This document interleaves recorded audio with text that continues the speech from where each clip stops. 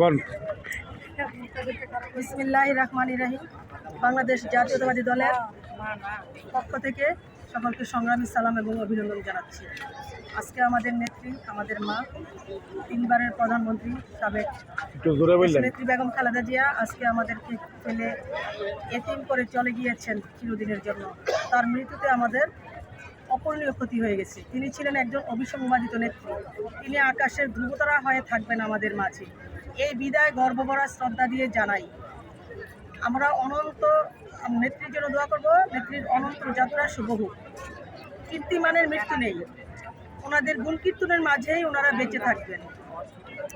উনি শেষ নির্বাচনের প্রচারণা বলেছিলেন, ওদের হাতে গোলামের জিঞ্জির, আমাদের হাতে স্বাধীনতার পতাকা। কোন রাজনীতিবিদ দেশের স্বপ্নকে এত সুন্দর ভাষা দিয়ে সাজাতে পারে নাই। আমরা সব সময় স্মরণ করব এই মহিয়সীর নেতৃত্বের অটলতাকে এবং দৃঢ়তাকে দিক নির্দেশনা হিসেবে চলব। ইতিহাসে কিছু নেতা আছে তাদের দলের চেয়েও বড় হয়ে যান তাদের গুণ কীর্তনের মধ্য দিয়ে। দেশনেত্রীও বেগম খালেদা জিয়া ছিলেন এরকম। দেশনেত্রী খালেদা জিয়া ছিলেন এরকম।